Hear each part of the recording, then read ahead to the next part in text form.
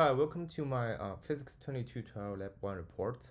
In this report, I'm going to go through Coulomb's law with this charge tape experiment. Here's a brief introduction of my experiment report. I'm going to firstly go through the key concepts and principles we learned in the first 2 weeks, and then I will talk about how I did my experiment and how I collected the results.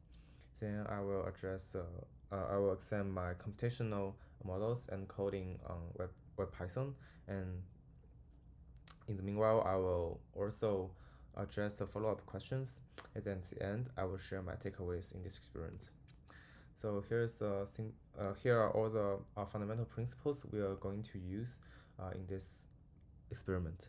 And the most important one is the Coulomb's law. We all know that electrical force is equal to Coulomb's constant times point charge 1 times point charge 2 divided by r squared, and r is the distance between the two charges.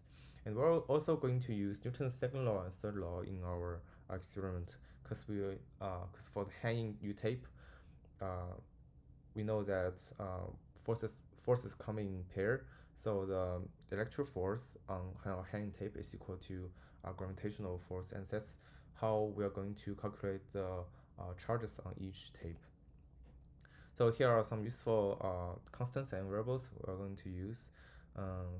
According to the lab manual, we know that we are going to use 20 centimeters tape, and the tape weight is equal to 0.2 grams.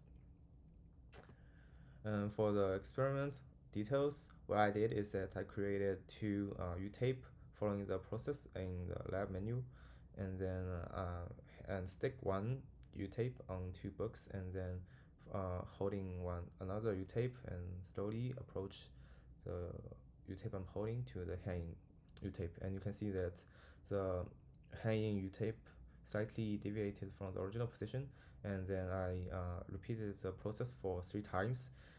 The final average distance I take for this computational model is 0.031 meters, and that's the distance that the hanging tape deviated from the original position. And here we are treating these two tapes as point charges. And here's my computational models and coding part.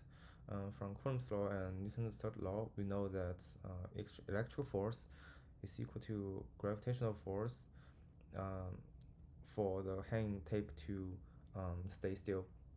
So here m times g is equal to k times q squared divided by r squared, and we can simply calculate the charges on single tape by calculating q equal to square root of m times g times r squared divided by k. And here, since I treated two tapes as point charge, define tape 1 as a sphere and tape 2 as a sphere. That's what we did in lab 0. And here, the assumptions we take is that there are no air resistance, and the charges are concentrated at the center, and we're assuming same amount of charge on each tapes.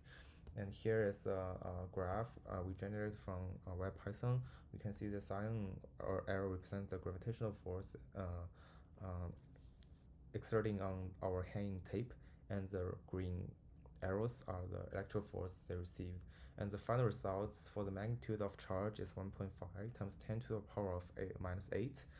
And then we divide it by the charge on each electron. We can receive the number of electrons, which is 9.05 times 10 to the power of 10. For the follow-up questions, if we switch the sign of our charges, there's nothing will change, because sign is manually given by human beings. The most important thing is that same charge would propel each other, while opposite charge will attract each other. And why it is important to handle charge tape as little as possible is that charges may transfer from charge tape to our hand, and we don't want to neutralize our tapes.